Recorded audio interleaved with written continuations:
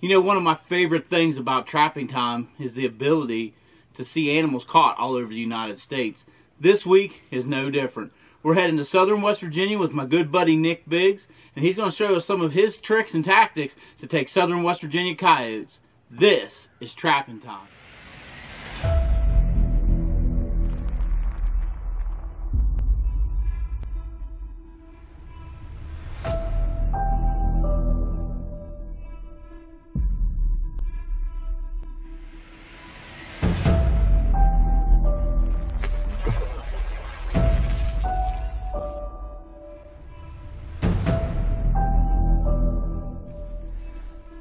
Well, look who I got out of bed this morning to go check traps.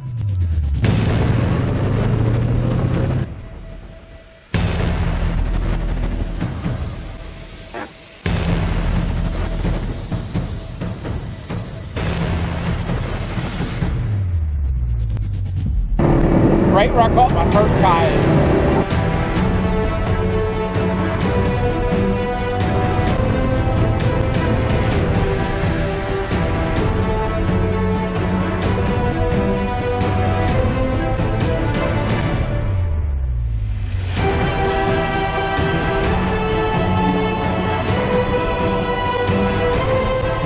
Welcome to Trap 101. Just never gets old seeing those dogs bouncing. This is my story. This is my time. This is Trapping Time. Trapping Time is brought to you by Trapping Girl Incorporated, Night Owl Lures, Old South Lures, Southern Snares and Spot, Smokey's Deer Lure, Webster's Predator Control, Duke Traps, Wolf Creek Products, Sawmill Creek Baits and Lures. All right, we're heading in on another piece of property we set. It's basically old coal country property. They come in and strip these properties and then they leave, and basically they leave old haul roads, which is what we're looking at. And then there was another outfit that came in and logged, and they left a log landing right here. We set a trap in here yesterday, put it on a drag. Pulling in now, and I, of course, can't really tell because the thing about the drag is it allows them to get off the main drag, so people will leave them alone. Well, we got a dead dog laying here. Well, that's not good. So we got a dead dog laying there. Looks like the drag is in a bind. The dog didn't get off the flat, so let's get out and take a look, see what happened. All right, so we caught a dog here last night on a drag. And of course, you can see this setup. We got this big long old haul road out through here. It gets ATV traffic, side-by-side traffic. You can actually drive vehicles through here. So when we trap this, we always set these up on drags, and you know, we keep reiterating the drag preserves your set, and then it keeps people from being able to see your animal. Well, unfortunately, and this is a prime example as to why you need drags, but unfortunately we caught this. It's a small coyote, but we caught this coyote. Good catch. When he tried to get, the set was over here, and he was going for cover. And the drag hung up in this brush, this log, and he couldn't get out of here. But this dog has been shot in the face with a shotgun. He's actually still warm. But that right there is a prime example as to why we try to use drags, because unfortunately this guy would have got over there until we could deal with him. If he was anchored up here, he would have absolutely no chance because of people coming by here wanting to fool with him. So again, that's why we use drags. Unfortunately, it didn't work out this time. We did get our dog. Man, that makes me mad. What do you think, boys? It's awful. It's frustrating. Hey folks, don't go anywhere. When we come back from the break, we're going to show you what it took to put these coyotes in the bed of the truck. from the hills of West Virginia. Smokey's Deer Lures presents the first and only real pre-orbital gland lure in the world. Applying pre-orbital gland lure to a licking branch will allow you to take a complete inventory of the bucks at your favorite hunting spot. Get yours at smokiesdeerlure.com. Well, you see, trappers are a special breed of people. We're dedicated, committed, and passionate about what we do and who we are. Each and every one of us has an intense desire to be the very best we can. So in the world of skinny jeans, man buns, and pumpkin spice lattes, sometimes you just have to stop, push back, and tell the world, that's not me. Whether you're from the far north or in the deep south, and anywhere in between, Southern Snares can help you succeed at getting the job done and being who you are. Alright guys, we're back. We're going to put this set back in. It's a really simple set. It's a variation of a dirt hole, and we use a rock on a step over set. That's basically what we call it. You can see where the peat moss was blown out from where the dog was trapped. Again, it's on a drag. I got the drag preset over there.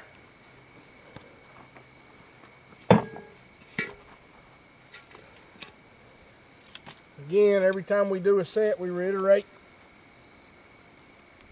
how important it is that that trap's bedded solid. And that's good and rock solid. It's not going anywhere.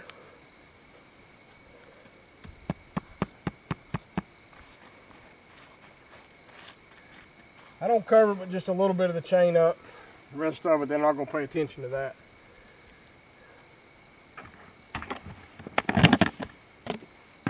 I got a trapper's cap for my 550, my Pro Series 550s now.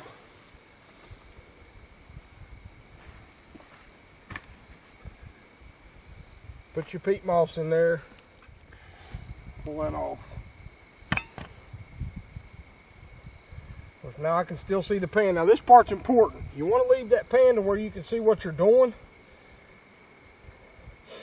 And then we'll take this rock, not a very big rock, it's actually a ballast from an old haul road, and we'll do what's called guarding the trap with it. I know my pan's here, I know my jaw's there. I like to put that trap or that rock in there and actually push it down in the ground. Don't just set it in there. I like to push it down the ground like it's been there, and I'll show you why. And what that does is when that dog comes in to check this out, it's going to force him to step directly over top of that rock. Now you don't want to use no giant rock that he's going to have a hard time stepping over. But put that rock in there and make him step over that onto that pan.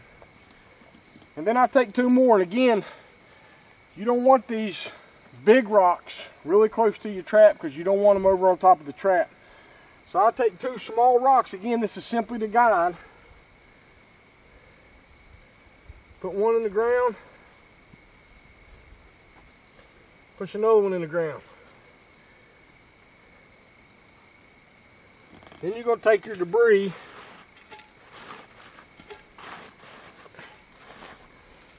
and you're going to sift over the trap as well as a little bit over those rocks to make it look like they've been there.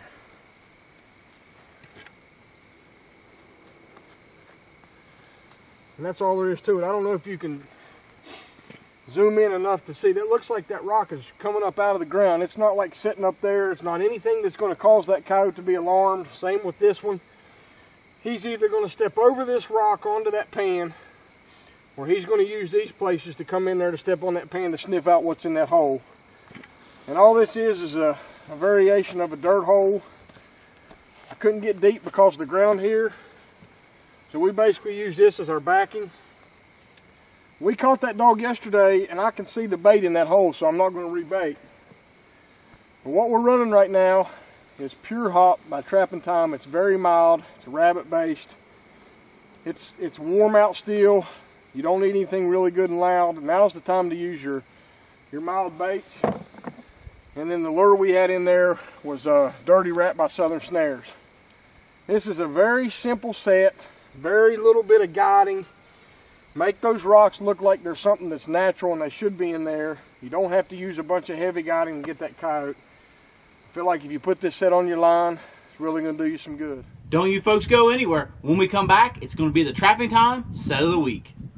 Duke Traps has the most complete product line of game traps in the world. Check out the full line of body grippers for beaver, raccoon, muskrat, and more. Duke has homeowners covered as well with a full line of standard and heavy-duty live cage traps. Duke has over 30 models of animal control devices that can help you with your trapping needs. Duke now offers the number 550 and larger 650 coil springs, plus their newly developed number 2 dogless for catching coyotes. Get more information at duketraps.com. Duke, America's best trap value.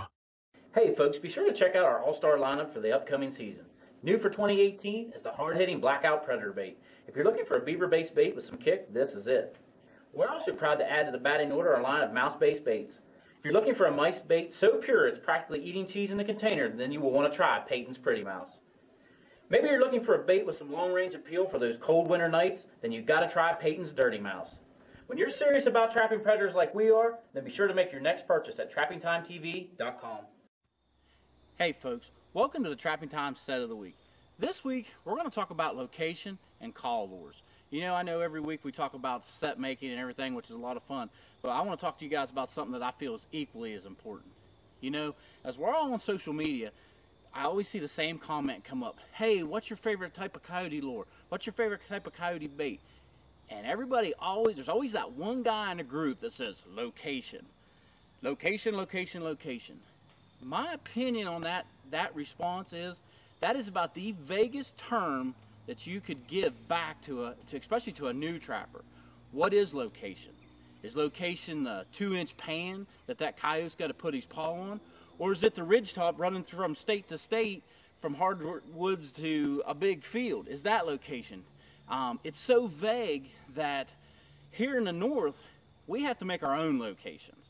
And by that, what I'm saying is, just take where I'm standing at right now. I'm on a ridgetop. It's kind of a log landing, and we've got big fields up this way, and we've got hardwoods behind me.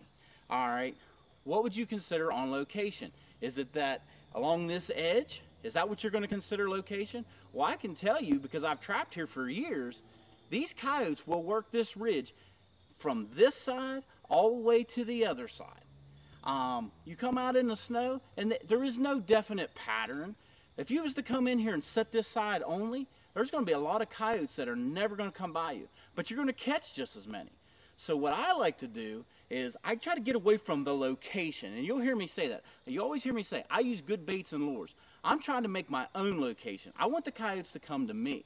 One of the ways I do that is I use a call lure. Here in the north, and any of you guys that have ever bow hunted in the north, especially, and I'm calling the north, I'm saying Pennsylvania, when you're on stand, we can't play the wind. That wind is going to change on us 3 to 4 times in one evening. It may be coming from the north, south, east, and west. If I hunted the wind in Pennsylvania, I'd never set a day in a tree stand because it's going to change 10 times on me. It's the same thing when we're trapping. You know, so basically what we're doing is we're picking out what we feel is a good location that we feel a coyote's going to come to or even get close to.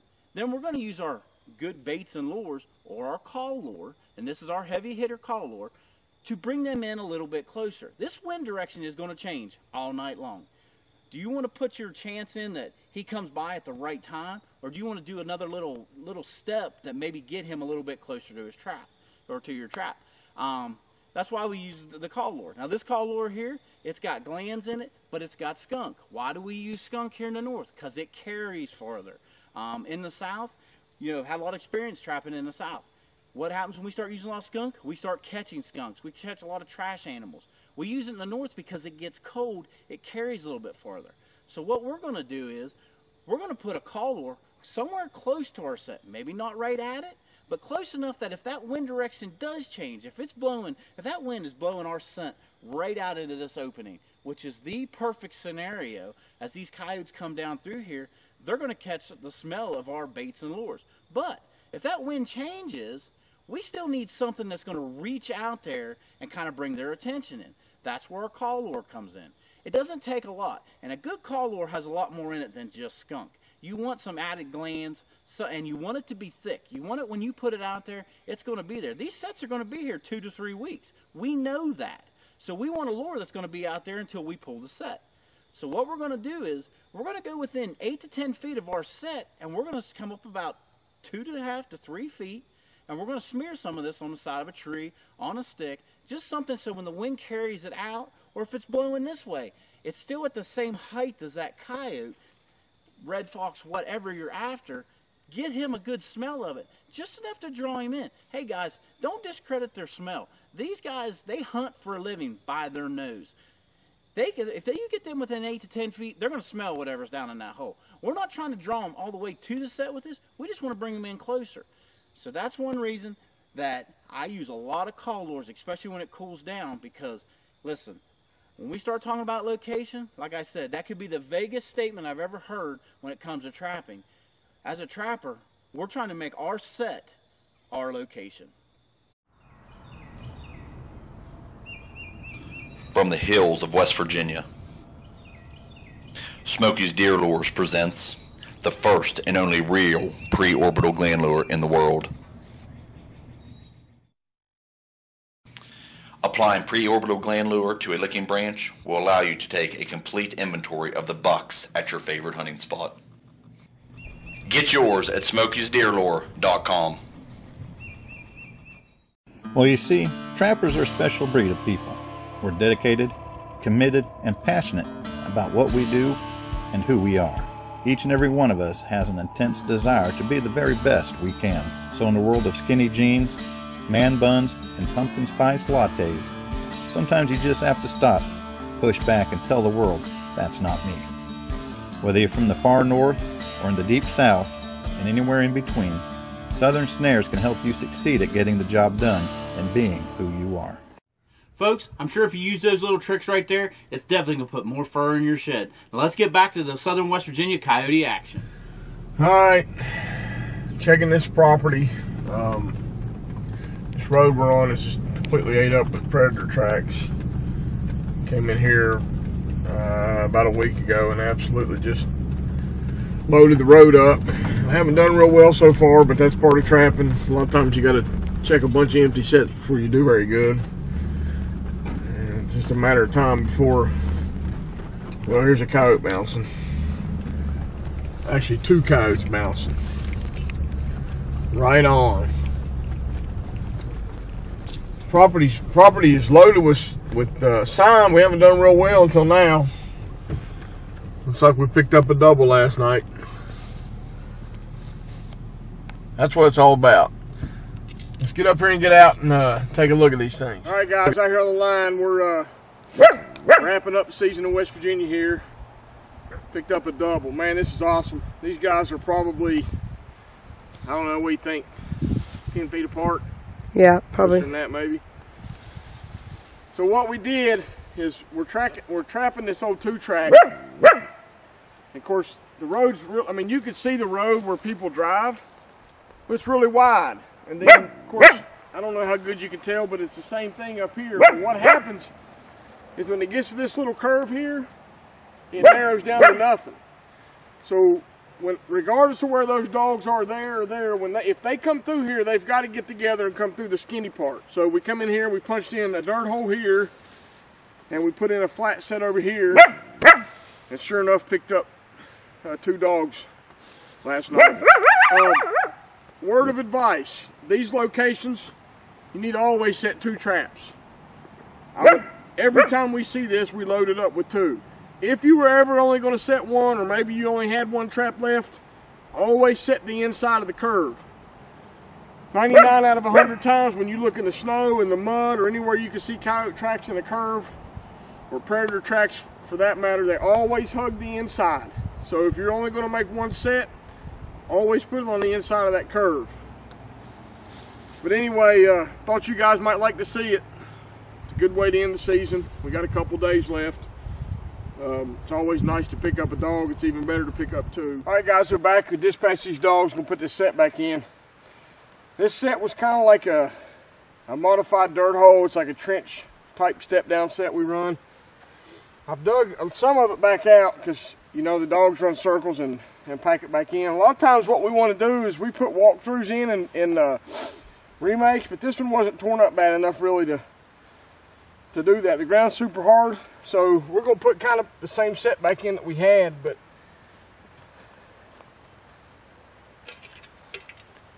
clean all the muck and stuff back out of your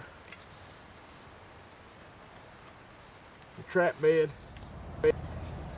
Again, can't reiterate enough, trap has to be super solid, especially when coyote trapping. You want that trap in there solid and tight. And then I know my pan. It's right here. So I'll take something like this rock, small rock, and I'll put it out here. Kind of make it look like it's been there, just to keep that dog here. And then I'll take the rest of my debris.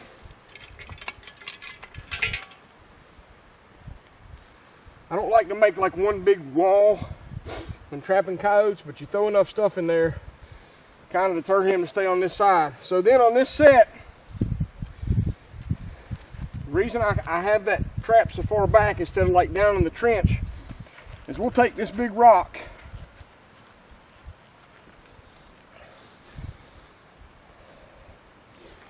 and pretty much cover that dirt hole. Now it does look like something's going underneath that rock and living there or hiding something there. And it gets that dog out here on top of my trap. The rock being out here pushes the dog to the trap, not being able to go all the way back down that dirt hole. So what we'll do,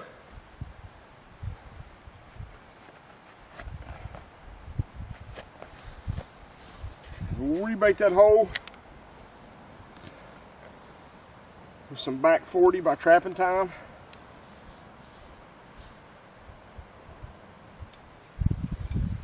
And then I'm going to show you another thing about this rock here.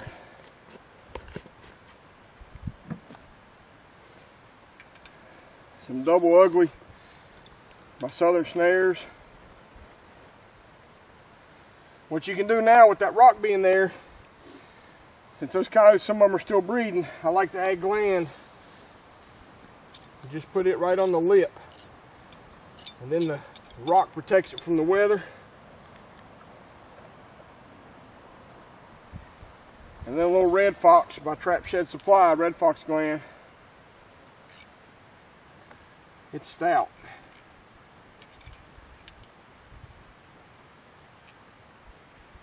There we go. Same thing. I'll just put it kind of over beside where I put the coyote gland. And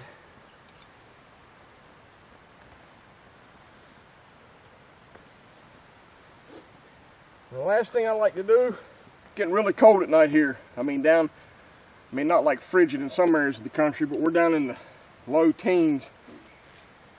Crossbones by Night Owl. It's a good LDC. Don't take much. I like to get it out here on this rock out here in the front.